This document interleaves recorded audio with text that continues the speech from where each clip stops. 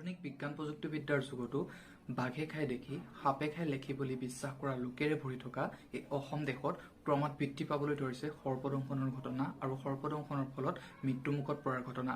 সৰ্পদংশনৰ ঘটনা এইটো কাৰণে বৃদ্ধি পাইছে কিয়নো জনসংখ্যা বৃদ্ধিৰ লগে লগে ক্ৰমাৎ বনাঞ্চলৰ সংখ্যা কমি আহিছে আৰু ইয়াৰ পৰিপ্ৰেক্ষিতত বাসস্থানৰ অভাৱত সৰ্পকুলে মানুহৰ সৈতে সংস্পৰ্শলৈ আহিছে।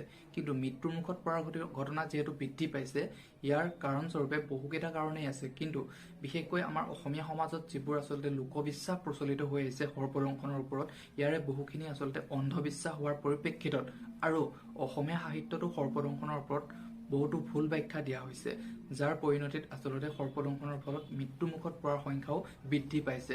আজি আমি এই ভিডিঅ'টোত সৰ্পদংশন আৰু সৰ্পদংশনৰ পিছত আচলতে চিকিৎসা বিজ্ঞানে আমাক আচলতে কি কৰিব কয় এই সম্পৰ্কে জানিবলৈ চেষ্টা কৰিম। আপোনালোকে ভিডিঅ'টো শেষলৈকে চাব, কিয়নো অসমত বৰ্তমান সময়ত সৰ্পদংশনৰ ফলত মৃত্যুমুখত পৰাৰ ঘটনাই গা কৰি উঠিছে।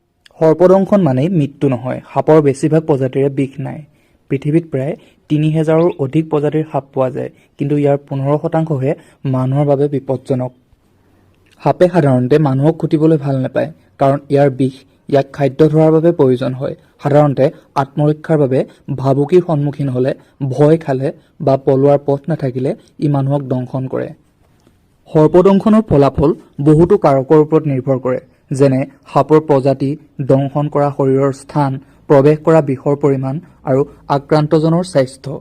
সৰ্পদংশনৰ পিছত ব্যক্তিজন প্ৰায়ে আতংকগ্ৰস্ততাত ভোগা দেখা যায়। তদুপৰি অটনমিক নাৰ্ভাছ ছিষ্টেমৰ দ্বাৰা বুকুৰ ধপধপনি আৰু বমিৰ ভাৱ হ'ব পাৰে। বিষ নথকা সাপে খুটাৰ ফলতো দাঁতৰ আঘাতৰ পৰা বা বীজাণু সংক্ৰমণৰ পৰা ক্ষতৰ সৃষ্টি হ'ব পাৰে। চিকিৎসা সেৱাৰ সুবিধা নথকা গ্ৰাম্যাঞ্চলত সৰ্পদংশনৰ ফলত হোৱা শাৰীৰিক ক্ষতি আৰু মৃত্যু এটা গুৰুত্বপূৰ্ণ স্বাস্থ্যজনিত সমস্যা। আক্ৰান্তজনক শান্ত কৰি ৰাখিব লাগে, নহ'লে তেজৰ চলাচল বাঢ়ি বিপদত পৰিব পাৰে।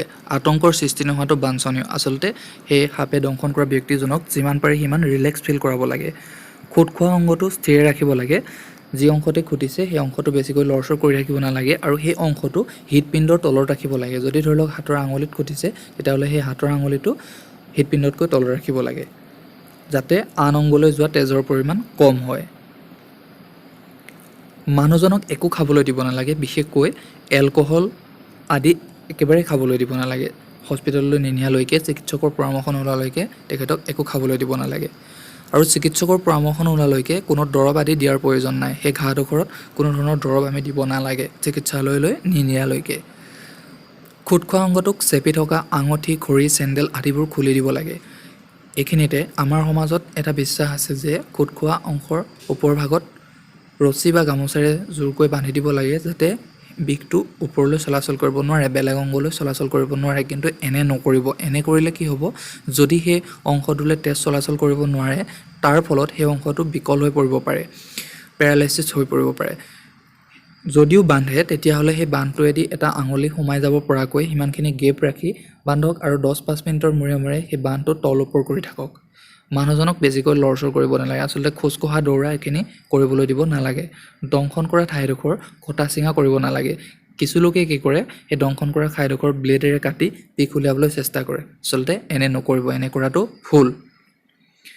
সহায়ৰ বাবে মানুহ মাতি, অৰ্থাৎ যদি 4চকীয়া বাহন আছে, নহ'লেও 2চকীয়া বাহনতে হ'লেও তেখেতক আক্ৰান্তজনক মাজত বহাই এজনে ধৰি মেলি হ'লেও ততালি আচলতে যিমান পাৰি সোনকালে স্থানীয় চিকিৎসালয়লৈ, য'ত এণ্টিভেনম উপলব্ধ হৈ আছে, তালৈ লৈ যাব লাগে। এতিয়া আপোনাৰ অঞ্চলত কোন কোন হস্পিটেলত এণ্টিভেনম উপলব্ধ আছে এই সম্পৰ্কে মই নেক্সট এটা ভিডিঅ' বনাই সবিশেষ জনাম। এতিয়া কথা হ'ল যে এই এণ্টিভেনম আপুনি ক'ত পাব?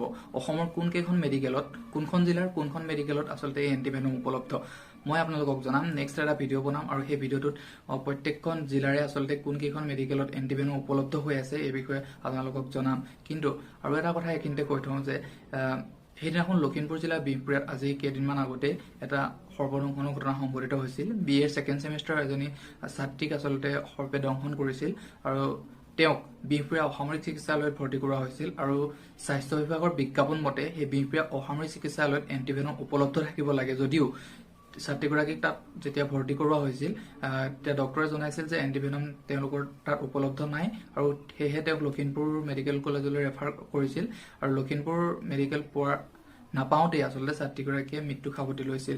ইয়াৰ কাৰণস্বৰূপে আচলতে আমাৰ মানুহৰো ভুল আছে, চিকিৎসা বিজ্ঞানৰ ভুল আছে। এই সকলোবোৰ কথা আমি নেক্সট ভিডিঅ'টোত আলোচনা কৰিম। আজি যদি ভিডিঅ'টো চাই আপোনালোকে ভাল পালে তেতিয়াহ'লে লাইক কৰিব, কমেণ্ট কৰিব আৰু এইখিনি কথা আচলতে আনৰো যাতে জ্ঞাত হয়, যাতে আমাৰ অসমখনত আচলতে সৰ্পদংশনৰ ফলত মৃত্যুমুখত পৰাৰ ঘটনা যাতে কমে, ইয়াৰ স্বাৰ্থত আপোনালোকে শ্বেয়াৰ কৰিব ভিডিঅ'টো আৰু মোৰ চেনেলটো যদি তেওঁলোকে ছাবস্ক্ৰাইব কৰে তেতিয়াহ'লে ছাবস্ক্ৰাইব কৰি কাষতে থকা ঘণ্টাটো টিপি দিব, যাতে মই নতুনকৈ এনেধৰণৰ কিবা ভিডিঅ' দিলে আপোনালোকে নটিফিকেশ্যন যায় আৰু আপোনালোকে ভিডিঅ'টো চাব পাৰে। পুনৰ নতুন এটা ভিডিঅ'ত লগ পোৱাৰ প্ৰতিশ্ৰুতি